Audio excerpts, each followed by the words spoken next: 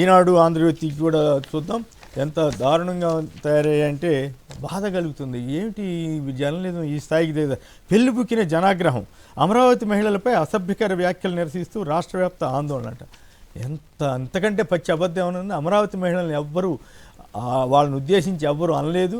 అనకపోయినా కూడా పనిగట్టుకుని రెచ్చగొట్టడం కోసం వాళ్ళని ఒక రకంగా ఈనాడు ఆంధ్రజ్యోతి వగైరా వగైరా తెలుగుదేశం మీడియా చాలా దారుణాతి దారుణంగా అబద్ధాలు ప్రచారం చేస్తూ మహిళల్ని కించపరిచేలాగా వాళ్ళు ప్రవర్తిస్తున్నారనేది నాకు అనిపిస్తోంది. ఎందుకంటే నిన్న నేను చాలా స్పష్టంగా క్షమాపణ చెప్పాను ఏది జరిగిన పరిణామానికి. నా నోటి వెంట ఇప్పటి వరకు ఒక్కసారి కూడా అట్లాంటి అభ్యంతరకర పదం రాలేదు. కానీ ఎప్పుడైతే వీళ్ళు జనాగ్రహం రాస్తున్నారు చూసారా, వీళ్ళు ఈనాడు ఆంధ్రజ్యోతి వాళ్ళు అలాంటి పచ్చి అబద్ధాన్ని ఆ పదాన్ని కొన్ని లక్షల సార్లు కొన్ని వందల నిమిషాలు వేశారు, కొన్ని లక్షల పత్రికల్లో ముద్రించారు.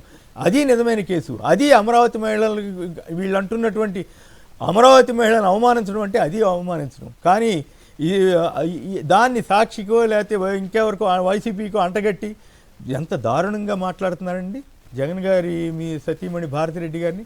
ఆమె ఎట్లా ఇది ఏమిటి ఇన్ని అబద్ధాలా? ఒకటి నిన్నేమన్నారు, నేను కూడా మాట్లాడాను అన్నారు. ఇవాళ పైగా అన్ని వాళ్లే అభ్యంతరకర పదాలన్నీ రాసేశారు. కేసు పెడితే వాళ్ళ మీద కదా కేసు పెట్టాల్సింది. ఎట్లా వాళ్ళు ఒకసారి అంటే మీరు 100 సార్లు ఇట్లా ప్రచారం చేశారు, లక్షల పత్రికల్లో వేశారు, ఇది అవమానం అని అమరావతి మహిళలు కానీ ఇంకే మహిళలు కానీ వాళ్ళ మీద అన్న వాటిని వాళ్ళకి ఆపాదించి వీళ్ళు చేస్తున్న దుష్ప్రచారాన్ని ఖండించవలసిన బాధ్యత ఏ మహిళ పైన ఉంటుంది, ఏ మహిళా సంఘం పైన ఉంటుంది. ఏ రాష్ట్ర మహిళని కూడా ఎవరూ కించపరచలేదు. ఆ మాటకు వస్తే నేను నా జీవితంలోనే ఎప్పుడు అట్లా చేయలేదు. నా ప్రోగ్రామ్స్లో 20 ఏళ్ళుగా దాదాపు 30 ఏళ్ళుగా నేను ఈ ప్రోగ్రామ్స్లో పార్టిసిపేట్ చేస్తున్నాను. ఎన్నడూ చర్చల్లో కానీ లేదా నేను కండక్ట్ చేసే ఈ దీంట్లో కానీ ఎక్కడ అట్లాంటి పదాలు ఎవరిని మాట్లాడడం లేదు, నేను మాట్లాడి. ఆ మాటకు వస్తే ఈ పదం ఇప్పటికి కూడా నేను వాడలేదు. కానీ ఇదే ఈనాడు, ఇదే మిగతా తెలుగుదేశం అనుబంధ పత్రికలు ఇంత నీచంగా ప్రచారం చేసి ఎవరిని అవమానించారు? మహిళల్ని మీరు అవమానించింది, మేం కాదు. ఇంత దారుణమా? ఈనాడు రామోజీరావు గారి వర్ధంతి నిన్న. అయితే ఆయన విలువల గురించి వాటి గురించి బ్రహ్మాండంగా రాశారు. నేను కూడా చెప్తున్నా, నేను అనేకసార్లు ఇక్కడ కూర్చునే చెప్పా, రామోజీరావు గారు నిజాలైతే రాయండి, అబద్ధాలైతే రాయొద్దు అని ఎన్నోసార్లు చెప్పారని ఇక్కడ కూర్చొని చెప్పా. ఇప్పటికి కూడా అదే చెబుతున్నా. కానీ ఇప్పుడు జరుగుతున్నది ఏమిటి? ఆయన చెప్పిన దానికి పూర్తి విరుద్ధంగా పచ్చి అబద్ధాలు రాస్తున్నారా లేదా? పనిగట్టుకుని పచ్చి విషపూరితమైన వార్తలు రాస్తున్నారా లేదా? ఇది ఎవరి ఆత్మకు వాళ్ళు ఆలోచించుకోవాలి. నిజానికి ఈ మొత్తం వ్యవహారంలో కేసు పెట్టాల్సి వస్తే ఈనాడు ఆంధ్రజ్యోతి వాళ్ళ యాజమాన్యాల మీద వాళ్ళ ఆ రాసిన వాళ్ళ మీద పెట్టాలి తప్ప ఇంకెవరి మీద కాదు. కానీ దురదృష్టవశాత్తు సరే ఇప్పుడు అధికారం వాళ్ళ చేతిలో ఉంది, వాళ్ళు ఇష్టం వచ్చినట్లు ఏమైనా చేస్తారేమో తెలియదు. కానీ ఇలాంటి పచ్చబద్ధాలు రాయటం అనేది అసలు అమరావతి మహిళల పదమే రాలేదు. వాళ్ళ మీద అసభ్య వ్యాఖ్యలు అని చెప్పి వీళ్ళు దుర్మార్గంగా ప్రచారం చేస్తున్నారండి. దుష్ప్రచారం, పచ్చబద్ధం. ఈనాడుని నమ్మి ఈనాడు ఇంత కిరాతకంగా ఇంత నీచంగా మారుతుందని నా జీవితంలో నేను అన్నట్టు ఊహించలేదు. కానీ దురదృష్టవశాత్తు అమరావతి మహిళలపై అసభ్యకర వ్యాఖ్యలు ఎక్కడన్నారని? అమరావతి మహిళల పదం ఎక్కడనుందా? తప్పు కదా అట్లా అబద్ధాలు రాయటం. నువ్వు రాసింది కరెక్ట్గా అన్నదేదో రాయండి. ఆ ఒక్క పదం అన్నమాట వాస్తవం, అది జరిగింది. అతను ఖండించాడు, అతను క్షమాపణ అడిగాడు. నేను ఆ పొరపాటులో నాకు బాధ్యత ఉన్నా లేకపోయినా కూడా నేను కూడా బాధ్యత తీసుకుని నా ప్రోగ్రాంలో ఆ పదం వచ్చింది కాబట్టి ఆ రోజు నేను దాన్ని ఇంకా గట్టిగా ఉండాల్సింది కాబట్టి నేను కూడా క్షమాపణ చెప్పాను. సాక్షి యాజమాన్యం డైరెక్ట్గా ఖండించింది. అయినప్పటికీ కూడా కేసులు పెట్టారట. సరే ఏం పెట్టారో ఏమో, అది జరుగుతుంది. ఎందుకంటే నాకు ఈ వయసు 70 ఏళ్ల వయసు నాది. ఏం జరుగుద్ది? నేను మహాబైతే 5-10 ఏళ్ళు బతుకుతాను. ఈ లోపే నా ఉద్యోగమే తీయించేసిన వాళ్ళకి నన్ను లేకుండా చేయటం పెద్ద కష్టమేం కాదు కదా. 9 ఏళ్ల క్రితం జరిగింది, మళ్ళీ ఇప్పుడు జరుగుద్దేమో చూద్దాం. నేనైతే విలువలకే కట్టుబడి ఉన్నాను. నేనైతే అబద్ధాలు చెప్పలేదు. నేనైతే ఒక్క అభ్యంతరకర వ్యాఖ్య చేయలేదు. నేనైతే అసభ్యకరమైన వ్యాఖ్య ఎన్నడూ చేయనివ్వలేదు. చేసింది ఈ రకమైనటువంటి దుష్ప్రచారం చేసిందంతా ఈనాడు ఆంధ్రజ్యోతి. వాళ్ళు మహిళలను అవమానించారు.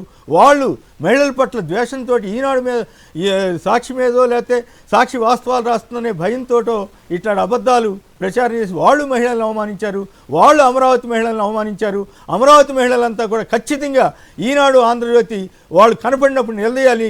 నువ్వు ఒక్క సెకండ్ ఎక్కడో ఒక మాట వస్తే దాన్ని ఇన్ని 100 నిమిషాలు చెప్పి మీరు ఎట్లా ప్రచారం చేస్తారు, ఎట్లా ఈ రకంగా లక్షల పత్రికల్లో వేస్తారని అడగాలి. నిజానికి ప్రభుత్వానికి చిత్తశుద్ధి ఉంటే వాళ్ళ మీద కేసులు పెట్టాలి. అది కాకుండా ఈ రకంగా సరే వాళ్ళ రాజకీయాలు వాళ్ళ కథ అది వేరే విషయం. తర్వాత మరి వాళ్ళ మీద కేసులు పెడతారో లేదో నాకు తెలియదు కానీ బట్ ఈ ఒక చిన్న ఒక ఇష్యూని అబద్ధాలతోటి స్కాముల్ని అబద్ధాలతో సృష్టిస్తున్నారు. ఈ అబద్ధాలతోటి వార్తలు కూడా సృష్టించేసి లేని కేసుల్ని లేని వాటిని సృష్టించి ఇంత నీచంగా ప్రచారం చేస్తున్నారు. మరి ప్రభుత్వం అనేది ఇందుకే ఉందా? రెడ్ బుక్ అనేది ఇందుకే ఉందా? మరి పోలీస్ వ్యవస్థ ఇలాంటి వాటికి లొంగిపోతుందా? నిజంగా నేనేమన్నా ఒక్క మాట అన్నానా? ఆ పదం వాడానా? ఆ పదం వాడి ఉంటే ఖచ్చితంగా నన్ను కూడా ఏమన్నా చేయొచ్చు, నాకేం అభ్యంతరం లేదు. ఏం చేస్తారు చేయండి, అంతే కదా. నేను నిజాయితీగా ఉన్నానో లేనో నా ఆత్మకు తెలుసు. నేనేమి ఇతరత్ర దేవుడు ఇంకోటి అనేటువంటి మనిషిని కూడా కాదు. జరుగుద్ది అనుకోవటం. కానీ ఇట్లాంటి అబద్ధపు వార్తలు రాస్తున్న ఈనాడు, రామోజీరావు వర్ధంతి రోజునే పచ్చి అబద్ధాలు రాసిన ఈనాడు సిగ్గుపడాలి. రామోజీరావు అబ్బాయి బాధపడాలి. రామోజీరావు తరఫున పనిచేస్తున్న సంపాదక వర్గం ఇంత నీచానికి పాల్పడుతున్నందుకు వాళ్ళు ఆత్మహత్యం చేసుకోవాలి. ఆత్మహత్యం చేసుకున్నందుకు వాళ్ళు సిగ్గుపడాలి. నేనైతే ఎక్కడ తప్పు చేయలేదు, సాక్షి యాజమాన్యం తప్పు చేయలేదు. ఆ ఇండిపెండెంట్ జర్నలిస్ట్ ఒక మాట అన్న దాని మీద ఆయన కూడా తర్వాత చెప్పాడు. అయితే దాన్ని పలానా ప్రాంత మహిళలకి అని చెప్పి వక్రీకరించి ఇంత ఘోరమైనటువంటి విష ప్రచారాన్ని చేస్తున్నందుకు ఈనాడుని జనం నమ్మాలా వద్దా అనేది ఎవరిష్టం వచ్చినట్టు వాళ్ళు తేల్చుకోవాలి. దురదృష్టం ఇలాంటి వార్తల్ని. ఏది మరోవైపు చూడండి, విశాఖపట్నంలో అనంతపురంలో ఒక మహిళని ఇట్లా చేస్తే అది వార్త కాదు వాళ్ళకి. బాలికపై విశాఖ బీచ్ రోడ్లో ఇట్లా జరిగితే వార్త కాదు వాళ్ళకి. ఇవన్నీ వదిలేసి పనిగట్టుకుని మహిళని రెచ్చగొట్టి మొన్న తెనాల్లో 2 దళితులు ఒక ముస్లింని అట్లా బహిరంగంగా దండించడం మీద పెద్ద విమర్శ వచ్చింది కదా. వీటన్నింటినీ కవర్ చేయడం కోసం జనం సూపర్ 6 హామీలు ఇవన్నీ అడుగుతున్నారు కదా. చంద్రబాబు గారి కన్నా ఏదో చేద్దామని ఉందేమో కానీ ఈనాడు ఆంధ్రజ్యోతి మాత్రం అసలు ఆయన్ని భుజానేసుకోవడం కోసం ఆయన్నే అప్రదిష్ట పాలు చేస్తున్నారేమో నాకు అనిపిస్తుంది. సరే అది రాజకీయం జోలికి నేను వెళ్ళను కానీ బట్ నా వరకు నేను తప్పు చేయలేదు. నేను ఎక్కడ పదమే వాడలేదు. అయినప్పటికి కూడా నా మీద కూడా నేను సమర్థించానని పచ్చి అబద్ధం రాస్తుంది ఈనాడు. నేను ఎక్కడ సమర్థించలేదు. నిన్న కూడా నేను చాలా క్లారిటీగా చెప్పాను. అయినప్పటికి కూడా జరుగుద్ది. నాకు ఈ వయసులో ఏం జరిగితే ఏమవుద్ది, చస్తాం అంతే కదా. కానివ్వండి, ఏదో రోజు చావాల్సిందే కదా. ఏదో అది చరిత్రలో పత్రికా స్వేచ్ఛ కోసం చనిపోయిన వాళ్ళలో నేను కూడా ఒకటి ఉంటాను. జరుగుద్ది. ముందుగా మంత్రివర్గ విస్తరణ, ఏ రకంగా సామాజిక న్యాయం జరిగింది, ఏ రకంగా అసంతృప్తుల్ని వీటన్నింటినీ బుద్ధగించారు, వీటి మీద ముందు కాంగ్రెస్ ప్రతినిధి అయిన సతీష్ గారిని అడుగుతారు. సతీష్ గారు చెప్పండి, ఏమిటి దీని మీద మీ వ్యాఖ్య? ముందుగా చర్చల్లో పాల్గొన్నటువంటి విఠలన్న గారికి, శ్రీనివాస్ గారికి, మీకు సాక్షి ప్రేక్షకులందరికీ కూడా గుడ్ మార్నింగ్ తెలియజేస్తూ, తెలంగాణ రాష్ట్రంలో ప్రజాప్రభుత్వం ఏర్పడ్డ తర్వాత సామాజిక న్యాయానికి పెద్దపీట వేసినటువంటి ఘనత కాంగ్రెస్ పార్టీది. ఎందుకనంటే ఉన్నటువంటి 18 మంది బెర్తుల్లో అత్యధికంగా ఎస్సులు ఉన్నటువంటి రాష్ట్రం తెలంగాణ రాష్ట్రం. 5 మందికి ప్రాధాన్యత కలిగినటువంటి శాఖలను కేటాయించి స్పీకర్ని కల్పించి దాంతోపాటు ఉప ముఖ్యమంత్రి ఇచ్చినటువంటి ఘనత కాంగ్రెస్ పార్టీ. నిన్న కల్పించినటువంటి 3 బెర్తుల్లో 2కి ఎస్సీలను మంత్రి పదవులు కేటాయించినటువంటి ఘనత కాంగ్రెస్ పార్టీ. దాంతోపాటుగా తెలంగాణ రాష్ట్రంలోనే దేశంలో మొట్టమొదటిసారిగా ఎస్సీ వర్గీకరణ సుప్రీంకోర్టు ఆదేశానుసారం చేసినటువంటి ఘనత తెలంగాణ రాష్ట్రానికి దక్కుతుందని మనం అందరం కూడా ఆలోచన చేయాలి. దాంతోపాటుగా 42% రిజర్వేషన్లు బీసీలకు చేయాలనే కామిరెడ్డి డిక్లరేషన్కి ఆధారంగా ఖచ్చితంగా కాంగ్రెస్ పార్టీ దాని మీద కట్టుబడింది. అందులో భాగంగానే ముదిరాజ్ సామాజిక వర్గానికి చెందినటువంటి వాకటి శ్రీఆర్ గారికి కూడా బెర్తు ఇవ్వడం అనేది జరిగిందనేది మనం ప్రత్యక్షంగా చూసాం.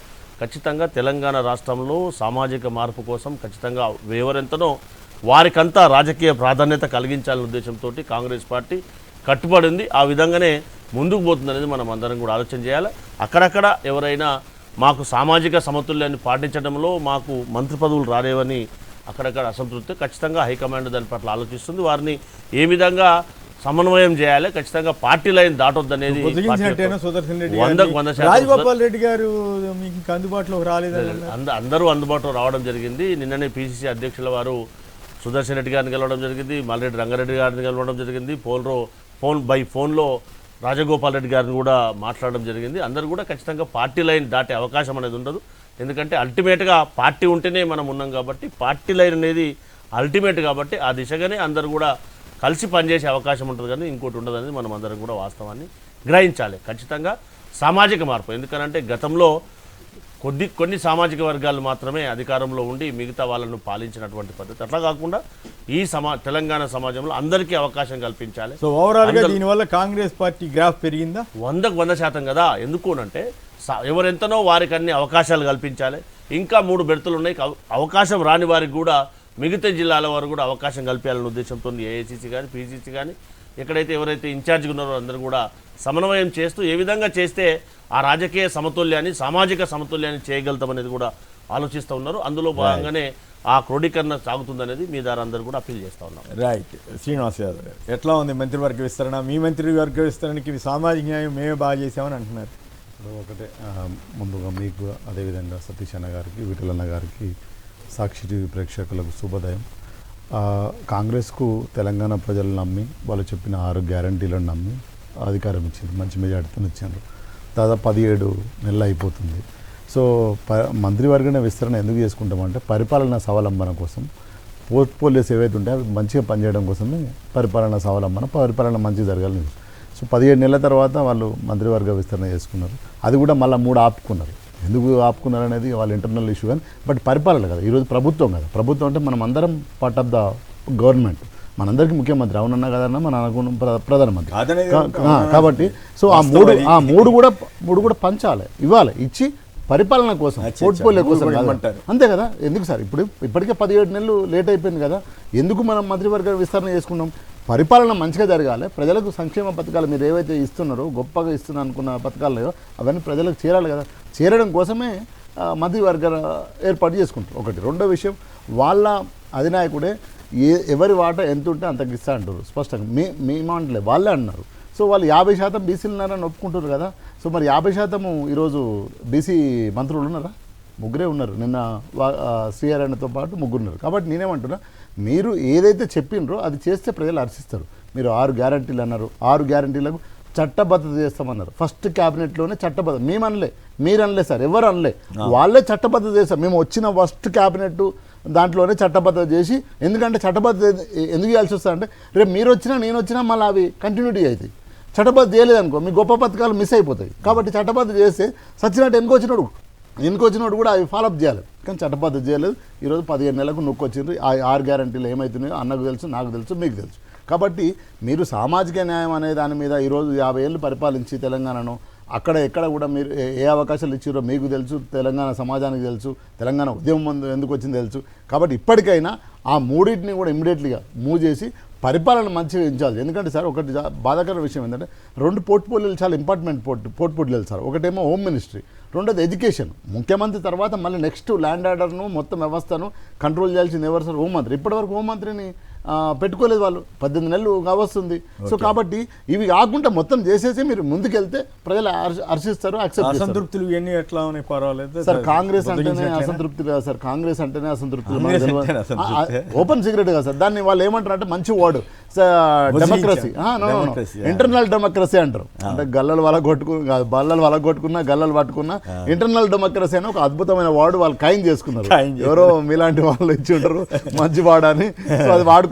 ఇప్పుడు అసంతృప్తులు పోలే, చర్చిస్తున్నారు, వాళ్ళకి ఏదో ఇస్తారు. నేనేమంటున్నా, ఇంటర్నల్గా ప్రేమ్ సాగర్ రావు ఆదిలాబాద్ నుంచి చాలామంది మనకు కనిపించిన 4 పేర్లు కాకుండా ఇంకా బిహైండ్ ఇంకొక రాజగోపాల్ రెడ్డి అయితే 6 లేదా 100 అంటుండు ఆయన. అయితే 6 లేదా 100 అంటుండు ఆయన.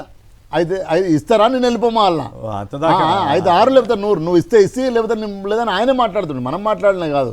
గతంలో కూడా మాట్లాడి ఆయన నాకు హోంమంత్రి కావాలని కూడా అడిగిండు. సో కాబట్టి నేనేమంటున్నా, అది కాంగ్రెస్లో ఉన్నాయే, అది కొత్త ఏం కాదు, అవి వస్తూనే ఉంటాయి. కాబట్టి ఇప్పటికైనా మీరు ఆ 3టిని కూడా ఇచ్చేసి మంచి పరిపాలన అందిస్తే ప్రజలు ఆశిస్తారు తప్ప ఇంకో 2 ఏళ్ళ సామాజిక న్యాయం అన్నది దాంతో ఎక్కడ సార్ నేనేమంటున్నా సార్ ఇప్పుడు బీసీలు వాళ్ళే లెక్కలు చేసినట్టు కదా వాళ్ళే లెక్కలు సరే కానీ ఓవరాల్ గా వచ్చేసి మంత్రివర్గ కూర్పు వరకు అయితే ఎట్లా సార్ ఎట్లయితే సార్ సామాజిక న్యాయం అంటే ఏంది సార్ ఆయన అంటాడు కిత్నా బగ్గే సరే ఉత్నా దేదే అని రాహుల్ గాంధీ అంటాడు ఎవరు జనాభా ఎంత ఉందో వాళ్ళకి అంత వాటి అంటాడు బీసీలకు 50% ఉందని మీరే అంటారు కదా సార్ సార్ సార్ నేనన్న మాట కదా సార్ మా అధినాయకుడు అన్న వాళ్ళ అధినాయకుడు అన్నాడు సార్ రాహుల్ గాంధీ ఏమన్నాడు అంటే ఎవరు ఈ దేశంలో ఎంత జనాభా ఉందో అంత జనాభా రాజకీయంగా మేము అవకాశం కల్పిస్తాము అదేవిధంగా చట్టం కూడా చేస్తాము రేపొద్దున పార్లమెంట్లో మా గవర్నమెంట్ వస్తుందని మాట్లాడండి ఫస్ట్ మీ గవర్నమెంట్ కదా ఇక్కడ ఉన్నది కాబట్టి సామాజిక న్యాయం చేయమని అంటున్నాం ఎంత 17 ఇట్లా దాదాపు 6-7 రావాలి 8 రావాలి సో 8 ఇచ్చేస్తే అయిపోతుంది కదా బీసీలకు ఇప్పుడు ఇచ్చిండ్రు 4 ఇచ్చిండ్రు ఓకే శ్రీనివాస్ గారు హైదరాబాద్ నుంచి శ్రీనివాస్ గారు నమస్కారం మాట్లాడండి సార్ నమస్కారం సార్ ఓకే నేను వేరే విషయం మాట్లాడదాం కానీ ఇంకా కాంట్రవర్సీ కొద్దని వదిలిపెడుతున్నా సార్ ఒక విషయం ఏదైనా అభ్యంతరకర వ్యాఖ్యలు ఎక్కడ చేయొద్దు దయచేసి ఇంకొద్దు ఇప్పుడు నేను అది మాట్లాడితే మీకు ఇబ్బంది అవుతుందని ఉద్దేశంతో మాట్లాడలేను అయితే యాక్చువల్ గా రేవంత్ రెడ్డి నిన్న ముఖ్యమంత్రి గారు మాట్లాడింది నిజమే స్కూల్ ఏమో బీజేపీ కాలేజ్ ఏమో తెలుగుదేశము ఉద్యోగం రాహుల్ గాంధీ రేపు ఉద్యోగం రాహుల్ గాంధీ కాడ ఉండదు నెక్స్ట్ బీజేపీలోనే ఉంటది సార్ మీరు ఒకసారి నిన్న స్టేజ్ పైన బండారు మీద గౌరవం ఉంది నేను కూడా ఏబీపీలో పనిచేసిన విఠల్ గారు కూడా నవ తెలంగాణ పార్టీ పెట్టినప్పుడు బాబు జగ్జీవన్ రావు విగ్రహం ఒకటి ఉండే సార్ అందులో కూడా నేను విఠల్ వారిని కూడా కలిసిన నవ తెలంగాణ పార్టీ పెట్టినప్పుడు నేను అనుభవంతో చెప్తున్నా నేనేమంటలేను నిన్న మీరు ఒకసారి స్టేజ్ పైన మొత్తం చూడండి సార్ మీరు ఆ ప్రస్తావన తెచ్చారు కాబట్టి సతీష్ గారు రిప్లై ఇప్పించాలి విఠల్ గారు మాట్లాడడానికి ముందుగా సతీష్ గారు ఆయన వ్యాఖ్యని మీరు ఎట్లా శ్రీనివాస్ గారు ఏం ఆలోచిస్తున్నారో తెలియదు కానీ రేవంత్ రెడ్డి గారు గౌరవ ముఖ్యమంత్రి గారు వారి రాజకీయ ప్రస్తావాన్ని చెప్పడం అనేది మనం వాస్తవాన్ని గ్రహించాలి ఎవరు చెప్తారు ధైర్యంగా మిగతా విషయం చెప్పింది ఖండించండి 100% ఆయన మాట్లాడింది అవాస్తవమైనటువంటి మాట ఎందుకంటే ఒక కామన్ మ్యాన్ ఒక కామన్ మ్యాన్ పొలిటిషియన్ మాట్లాడినంత మాత్రాన వారు నెక్స్ట్ బీజేపీలో పోతారు నెక్స్ట్ ఈ దాంట్లో పోతారు అనేది ఎంతవరకు సమంజసం అండి అది ఖండించదగ్గ విషయం కదా అది పూర్తిగా అసంబద్ధమైనటువంటి మాట రైట్ మళ్ళీ దాని మీద చర్చలోకి వెళ్దాం విఠల్ గారు చెప్పండి ముందు మంత్రివర్గం అయిపోయిన తర్వాత ఆ ఇష్యూలోకి వెళ్దాం మంత్రివర్గ విస్తరణ ఎలా జరిగింది అసంతృప్తులు వీటన్ని బుజ్జగించినట్లయినా సామాజిక న్యాయం జరిగినట్లయినా సార్ గుడ్ మార్నింగ్ మీకు అక్కడ ఇద్దరు మిత్రులు శ్రీనివాస్ గారికి సతీష్ గారికి సాక్షి వీక్షకులకు గుడ్ మార్నింగ్ తెలియజేస్తూ మంత్రివర్గము నిన్న 6 పోస్టులు ఫిలప్ చేస్తారని అనుకున్నారు సార్ అందరూ దాదాపు 1.5 సంవత్సరం తర్వాత 6 వేకెన్సీస్ అంటే 18లో 12 మాత్రం ఫిలప్ చేశారు 6 పెండింగ్ లో ఉన్నాయి నిన్న కంప్లీట్ గా 6 ఫిలప్ చేస్తారని అనుకుంటారు అంటే చాలా మంది సామాజిక వర్గాలు కావచ్చు ప్రజలు కావచ్చు ఏ కారణం చేతనో వాటిని ఫిలప్ చేయలేదు ఫిలప్ చేసిన దాంట్లో కూడా ఇంతకుముందు శ్రీనివాస్ గారు చెప్పినట్టుగా సహజంగా మంత్రివర్గ కూర్పు అనేది ప్రాంతాలంటే అన్ని జిల్లాలకు ప్రాతినిధ్యం ఇచ్చేటట్టు అన్ని కులాలకు ప్రాతినిధ్యం ఇచ్చేటట్టు లేదా మతాలకు ప్రాతినిధ్యం ఇచ్చేటట్టుగా ముఖ్యమంత్రి గారు అది డిస్క్రిషన్ పవర్ అయినప్పుడు కూడా సామాజిక న్యాయం అంటే అది సార్ ఇవాళ నిజంగా సామాజిక న్యాయం పాటించిన వాళ్ళు బీసీ రిజర్వేషన్ 42% ముఖ్యమంత్రి గారు సాహసం చేసి లోకల్ బాడీలో బీసీ రిజర్వేషన్ ఇస్తామని చెప్పారు బీసీ రిజర్వేషన్ వాళ్ళు చెప్పింది సార్ 42% బీసీలకి అదేవిధంగా బీసీ జనాభా వాళ్ళు తేల్చిన లెక్కల్లోనే 56% చూపిస్తా ఉన్నారు అంటే 18 పోస్టులలో 56 తీసుకుంటేనేమో 8-9 పోస్టులు బీసీలకి ఇవ్వాలి అంటే మంత్రివర్గంలో పోనీ 42% వాళ్ళు ఇచ్చిన లోకల్ బాడీలో మేము రిజర్వేషన్ తెస్తామని చెప్పిన మాట ఇచ్చిన ప్రకారము మంత్రివర్గంలో కూర్పులో కూడా 42% తీసుకోవాలి కదా ఆ 42% అంటే 7 పోస్టులు వచ్చాయి సహజంగా ఇవాళ మంత్రివర్గంలో కేవలం 3 మాత్రమే ఉన్నారు ఎస్సీ సామాజిక వర్గానికి సామాజిక న్యాయం జరిగింది 4 మంత్రివర్గంలో ఇచ్చారు ఒక స్పీకర్ గారు ఇచ్చారు సంతోషమే తప్పేం లేదు తరతరాలుగా దళిత వర్గాలు అణగారిన వర్గాలు ఉన్నటువంటి వ్యక్తులకు న్యాయం జరిగింది సంతోషం అగ్రవర్ణాలుగా ఉన్నటువంటి మిగతా వాళ్ళు 4 రెడ్లు ఉన్నారు మిగతా ఒక్కొక్కరు ఉన్నారు మరి ఇక్కడ 2 రకాలుగా నష్టం ఒకటేమో బీసీలలో బలమైనటువంటి కులాలు యాదవులకు ఒక మంత్రి పదవి లేదు కాపులకు ఒక మంత్రి పదవి లేదు ఎంబీసీలకు ఒక మంత్రి పదవి లేదు మరి ఈ 3 పోస్టులు ఉన్నాయి ఖాళీలు మొత్తం బీసీలకు ఇస్తారా ఇవ్వగలుగుతారా అది సాధ్యం కాదు ఎందుకంటే చాలా రకాల సమీకరణలు ఉంటాయి రెండోది ప్రాంతాల వారిగా చూస్తే కొమ్మినేని సార్ ప్రాంతాల వారిగా చూస్తే హైదరాబాద్ కి వాళ్ళ ప్రాతినిధ్యం లేదు. హైదరాబాద్ ఉమ్మడి రంగారెడ్డి జిల్లా, రంగారెడ్డి కూడా లేదు. హైదరాబాద్ అంటే ఇక్కడ దాదాపు రంగారెడ్డిలో 1.5 జనాభా అంటున్నారు కానీ ఇక్కడ హైదరాబాద్ లో రంగారెడ్డి లేరు సార్. రంగారెడ్డి కూడా లేరు. రంగారెడ్డి లేరు. లేదు సార్, ఉమ్మడి రంగారెడ్డి జిల్లా హైదరాబాద్ కాదు జనాభా ఎమ్మెల్యేలు కూడా లేరేమో కదా కాంగ్రెస్. మల్రెడ్డి మల్రెడ్డి రంగారెడ్డి తప్ప ఇంకెవరు, మల్రెడ్డి అతను ఉన్నాడు కదా మన శంకర్ ఉన్నాడు, వీరమల్ల శంకర్. 1 minute వీరమల శంకర్, అట్లాగే మన ఇక్కడ సార్ మాట్లాడండి ఆయన 1 minute ఉన్నారు కదా. హైదరాబాద్ ఉమ్మడి రంగారెడ్డి జిల్లా జనాభా ఎంత సార్? మనకు తెలిసి దాదాపు 1,75,00,000 నుంచి 2 కోట్లు ఉంటారు. అవును. 3.5 కోట్ల తెలంగాణలో జనాభా, 2 కోట్ల జనాభాకి వాళ్ళ మంత్రివర్గంలో స్థానం లేదా సార్? ఇప్పుడు అనేక సమస్యలు ఉంటాయి ఇక్కడ. హైదరాబాద్ మంత్రి గతంలో హైదరాబాద్ నుంచి మంత్రి ఉంటే మున్సిపల్ సమస్యలు, ట్రాఫిక్ సమస్యలు, లా అండ్ ఆర్డర్, చాలా రకాల ఇష్యూస్ ఉంటాయి. వాళ్ళకు ప్రాతినిధ్యం లేదు. నిజామాబాద్ జిల్లాకు ప్రాతినిధ్యం లేదు ప్రాంతాల వారిగా చూస్తే. ఇది మళ్ళీ 3 పోస్టులు వేకెంట్ పెట్టారు. ఎప్పుడు ఫిల్అప్ చేస్తారో తెలియదు. 3 ఏళ్ళు, ఇంకా 3 ఏళ్ళు గవర్నమెంట్ ఉంటుంది సహజంగా. సో ఫిల్అప్ చేయడానికి ముఖ్యమంత్రి గారి డిస్క్రిషన్ పవర్ అయినా కానీ 33-34 శాఖలని ఇవాళ 12 మందికి 15 మందికి పంచినా ఇంకా ఒక్కొక్కరికి 2-3 శాఖలుగా ఉండిపోతాయి. పరిపాలనా యంత్రాంగం ఎట్లా పనిచేస్తుంది సార్? డెఫినెట్ గా ఇది పరిపాలన పైన ప్రభావం చూపించే ప్రయత్నమే. ఒక కొన్ని సామాజిక వర్గాలు తీవ్రమైన అసంతృప్తి ప్రభుత్వం పైన ఉంటాయి. మమ్మల్ని మేము ఓట్లు వేయలేదా, మరి యాదవులు అనుకుంటారు మాకు మేము ఓట్లు వేయలేదా, ఈ ప్రభుత్వానికి మనకి ఎందుకు ప్రాతినిధ్యం ఇవ్వలేదని, కాపులు అనుకుంటారు మేము ఓట్లు వేయలేదా మాకెందుకు ఇవ్వాలి అవకాశం అని, ఎంబీసీలు అనుకుంటారు మేము ఓట్లు వేయలేదా మాకెందుకు అవకాశం ఇవ్వలేదని సహజంగా చర్చ జరుగుతుంది. సో ఇవన్నిటి కూడా సమాధానం చెప్పాల్సింది మరి కాంగ్రెస్ ప్రభుత్వం చెప్పాల్సి ఉంటే అవకాశం ఇవ్వలేదు. ప్రాంతాల సమతుల్యత లేదు, సామాజిక న్యాయం కూడా లేదు నా దృష్టిలో. సరే, అది వాళ్ళ డిస్క్రిషన్ పవర్ అయినప్పుడు కూడా ఇది చేయాల్సిన ప్రభుత్వం మీకు అధికారం ఇచ్చినప్పుడు అన్ని వర్గాలని, మైనారిటీలో ఇంకొక మాట సార్, నేను మైనారిటీలకు కూడా ఇక్కడ మంత్రివర్గంలో స్థానం లేదు. మైనారిటీలో మేజర్ గా ఉన్నటువంటి వ్యక్తులు కదా, సో వాళ్ళకు కూడా స్థానం కల్పించాల్సి ఉండే. సో ఇది సామాజిక సమీకరణ ఎట్లా చేసుకుంటారు, ఏకంగా చేసుకుంటారు వాళ్ళ అంతర్గత విషయం అయినప్పుడు ప్రజల కోణంలో డెఫినెట్ గా ఇది ప్రభావం పడుతుంది సార్. ఓకే, హనుమాన్ సింగ్ గారు ఖమ్మం నుంచి. హనుమాన్ సింగ్ గారు నమస్కారం, మాట్లాడండి. నమస్కారం అండి, అక్కడ ఉన్న పెద్దలకి నమస్కారం అండి. నమస్కారం, మాట్లాడండి. సార్, ఒకటి ఇక్కడ వచ్చిన ప్రాబ్లం ఏంటంటే అందరు కొత్త వాళ్ళు అయిపోయారు, చాలా వరకు కొత్త వాళ్ళు అయిపోయారండి ఇప్పుడు ఎమ్మెల్యేలు. దాంతో అనుభవ రాహిత్యం వల్ల ఒక వివేక్ గారు అనుభవం గలవారే, అనుభవం ఉన్న వాళ్ళని కొంచెం తీసుకొని అనుభవం లేని వాళ్ళని కొంచెం ఏమైందంటే సంవత్సరం ఇప్పటికీ అభివృద్ధి పెద్ద చెప్పుకోదగ్గ లేదు. ఇంకా స్పీడ్ అప్ అందుకోవాలంటే అనుభవం ఎలా వాళ్ళ తీసుకుంటే పోయేది. మీ దగ్గర ముగ్గురు మంత్రులు ఉన్నారు కదా సీనియర్లు, మరి అక్కడ బాగానే జరగాలిగా. జరగట్లేదు కాబట్టి జరుగుతుంది, కానీ అనుకున్నంత జరగట్లేదు. అనుకున్నది జరగట్లేదు. ఎందుకంటే ఏ ప్రభుత్వం ఉన్నా అందరినీ సంతృప్తించడం చాలా కష్టం. కానీ ఉన్న వాళ్ళని మంచి అనుభవం తీసుకుంటే పోయేది.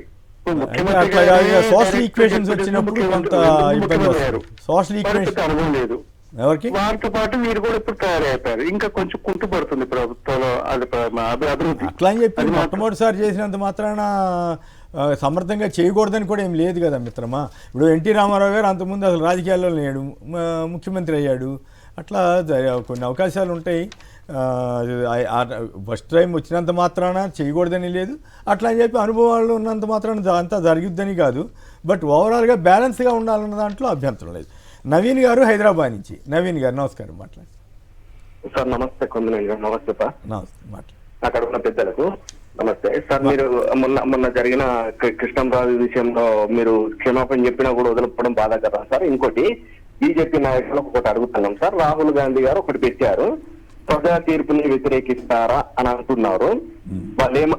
మేము ఒకటి అడుగుతున్నా సార్, నిజానికి ప్రజా తీర్పు మీద గెలిచుంటే దేవదేవుని మీద ప్రమాణం చేయమని సార్ వాళ్ళను.